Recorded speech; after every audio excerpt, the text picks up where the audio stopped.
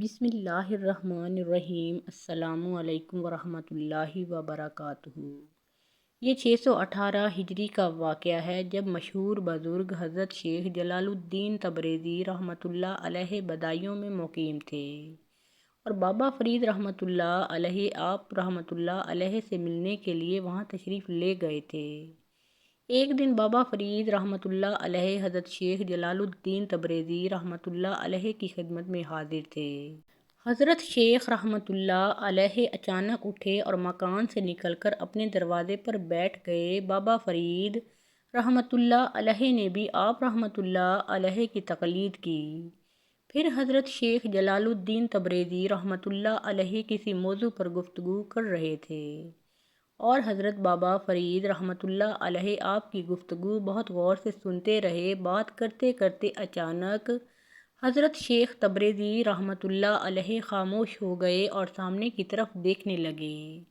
حضرت بابا فرید رحمۃ اللہ علیہ نے بھی اسی طرف دیکھنا شروع کر دیا جدھر حضرت جلال الدین تبریزی رحمۃ اللہ علیہ کسی خاص چیز کا مشاہدہ کر رہے ہوں گے، مگر وہاں کوئی نہیں تھا۔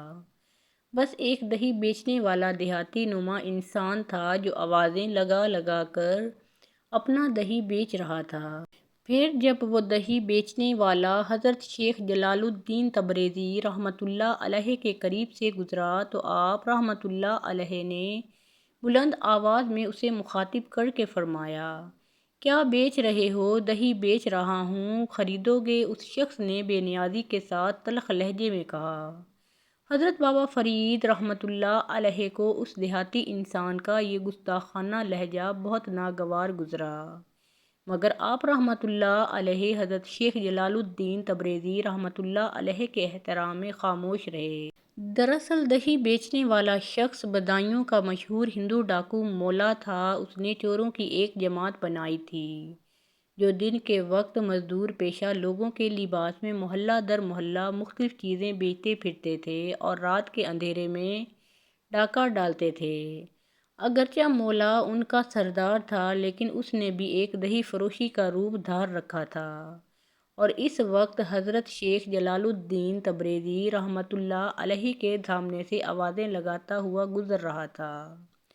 ڈاکوؤں کا سردار ہونے کی وجہ سے مولا کے لہجے میں سختی تھی۔ وہ سمجھ رہا تھا کہ اس کا مخاطب بدایوں کی گلیوں میں گھومنے والا کوئی عام فقیر ہے، اس لیے اس کے طرز گفتار سے اکڑ پن جھلکنے لگا تھا۔ ہاں ہاں خریدیں گے؟ حضرت شیخ جلال الدین تبریزی رحمۃ اللہ علیہ نے مسکراتے ہوئے فرمایا، تیرا سب کچھ خرید لیں گے۔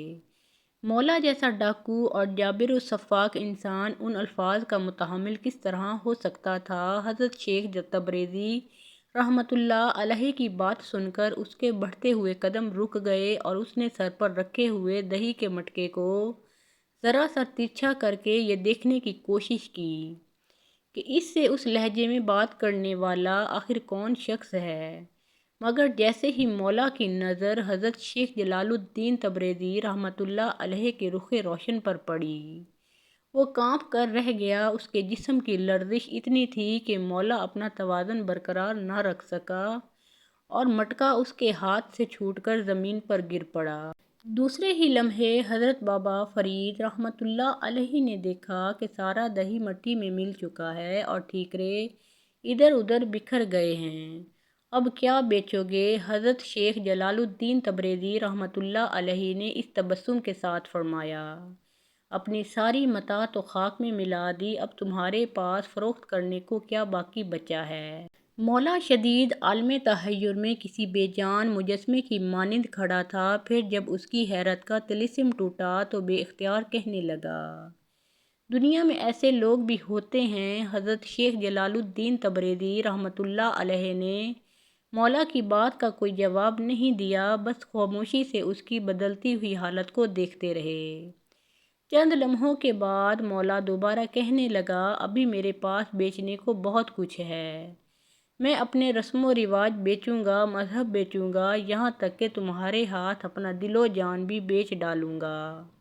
اللہ کے لیے واپس نہ لوٹاؤ، مجھے خرید لو، بے مول خرید لو۔ یہ کہہ کر مولا آگے بڑھا اور حضرت شیخ جلال الدین تبریزی رحمۃ اللہ علیہ کے قدموں پر گر کر رونے لگا۔ حضرت شیخ رحمۃ اللہ علیہ نے بدایوں کے سنگ دل ڈاکو کے لرزتے ہوئے جسم پر ایک نظر ڈالی اور پھر نہایت محبت آمیز لہجے میں فرمایا، اٹھو، تم نے سب کچھ بیچ دیا اور ہم نے سب کچھ خرید لیا۔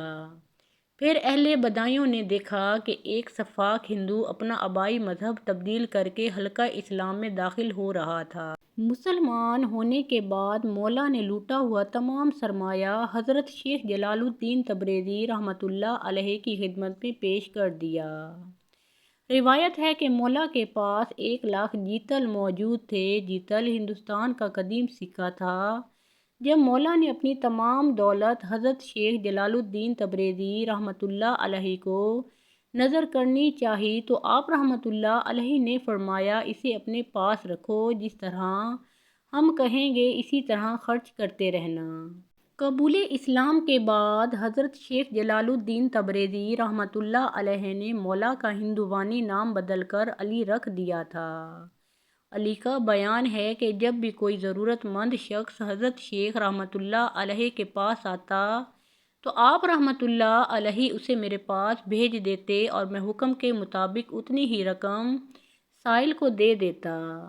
حضرت شیخ جلال الدین تبریزی رحمۃ اللہ علیہ جب بھی کسی سوالی کو علی کے پاس بھیجتے تو 5 جیتل سے کم نہیں دیتے تھے، اور موجودہ صورتحال یہ تھی کہ علی کے پاس ایک ہی جیتل بچا تھا۔ ابھی علی ذہنی انتشار میں مبتلا تھا کہ حضرت شیخ رحمۃ اللہ علیہ کی آواز گونجی، علی، اللہ تمہیں جزائے خیر دے، یہ صاحب آ رہے ہیں، انہیں ایک جیتل دے دو۔ علی نے وہ آخری سکہ تو دے دیا، مگر اسے اس بات پر شدید حیرت تھی کہ شیخ عجیب و غریب حساب دان ہیں، ایک ایک کوڑی کا حساب دل میں رکھتے ہیں۔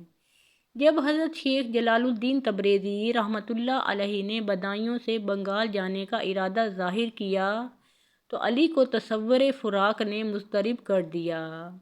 شیخ، مجھے یہاں کس کے سہارے چھوڑے جاتے ہیں؟ میں نے تو اپنا سب کچھ آپ کے ہاتھوں فروخت کر دیا ہے۔ کیا میں دوبارہ اس دنیا کے بازار میں بکوں گا؟ میرا نیلام ہوگا اور لوگ میری بولیاں لگائیں گے۔ شیخ کی جدائی کے خیال سے علی زاروں قطار رو رہا تھا۔ نہیں علی، دنیا میں اتنی ہمت نہیں کہ وہ تمہاری قیمت لگا سکے۔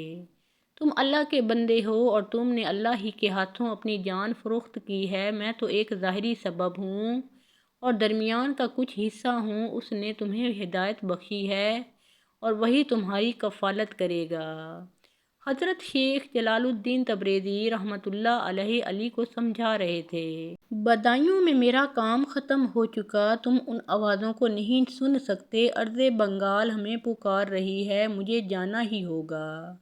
لوہے محفوظ پر یہی رقم ہو چکا ہے، آسمانی تحریریں مٹائی نہیں جا سکتیں۔